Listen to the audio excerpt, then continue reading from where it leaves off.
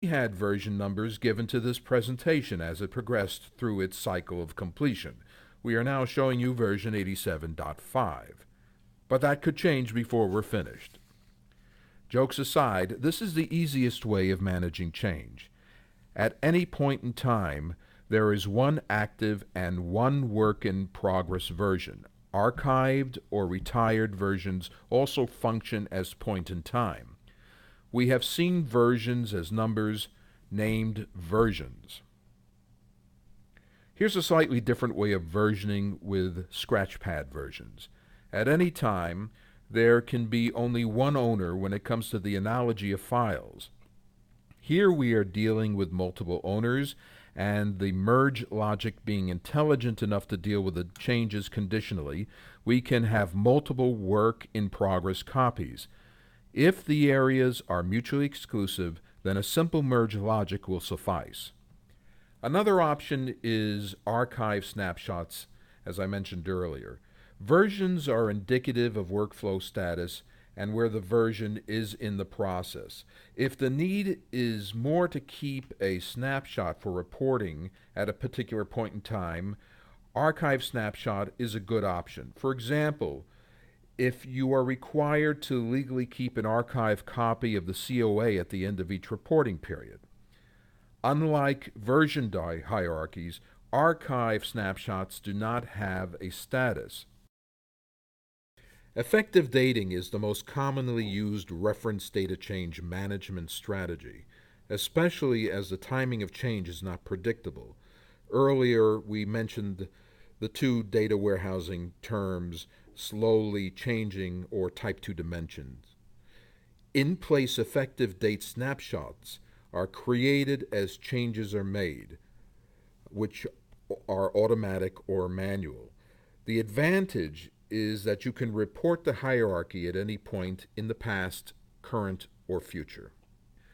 Let's address the MDM space, and we'll take a simple example of customer. If a customer address changes, that's important enough to keep a change history, but if the comments or communication logs for the customer change, that doesn't necessarily require change management. In the MDM context, change management is conditional and needs to be done on an as-needed basis. We talked about in-place snapshot with effective dating and creating mirror archives earlier. Here the strategy can be different in terms of keeping the operational copies with current data, but keeping an archive copy that tracks changes as they happen. Change tracking is automatic. Any point-in-time reporting is done from the archived log. Depending on the nature of the data, compliance needs, and reporting needs, not structural needs, change management strategies will vary. Now we'll summarize what we've discussed so far. Let's look at some different structures of hierarchies.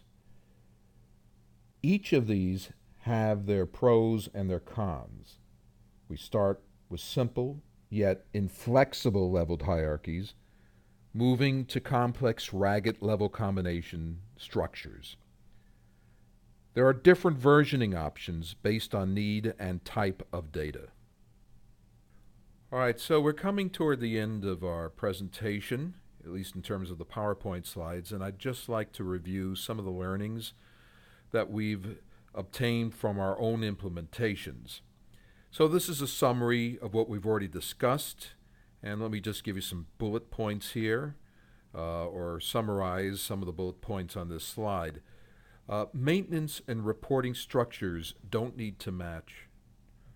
Manage using the most optimal structure. Create reporting views.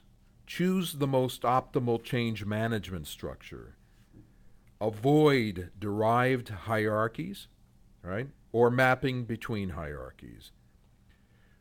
And regardless of the area, standard terminology needs to be in place. And oh yes, don't harmonize unless it makes sense.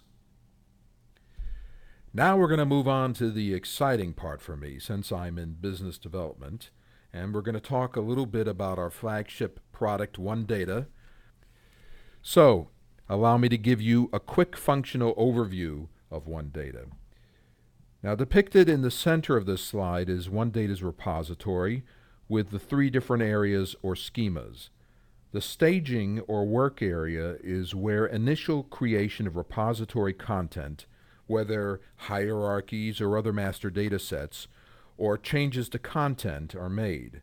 This is the area dedicated to authoring, importing, cleansing, and supporting a highly collaborative workflow and change management environment.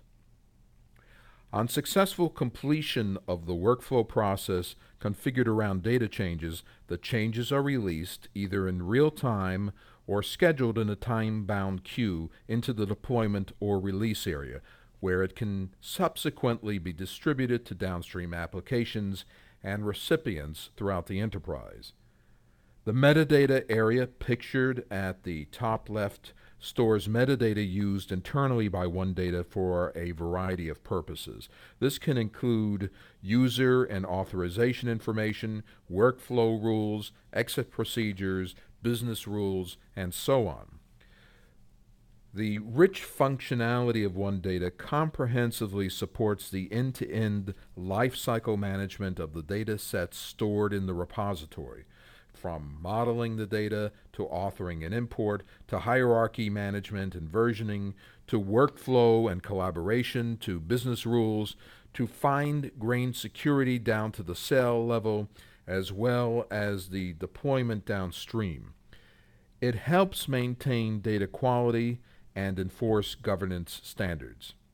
Matching, cleansing, deduplication, and auto-grouping are built into the solution, as is an asynchronous messaging framework and support for SOA. In summarizing, hierarchies in most cases form the basis for analytical reporting and in some cases form key operational entities. In OneData, the paradigm is more on supporting types of structures and relationships and less on specific subject areas. OneData, in fact, has the added flexibility of being multi-domain or subject neutral. This makes OneData a unique offering with capability to support any kind of hierarchy, reference, or master data subject areas. This brings to a close our session. If you'd like more information regarding OneData or would like to see an actual product demonstration, please contact me, Charles Greenberg, at DataFoundations, at cgreenberg@datafoundations.com. Thanks for watching.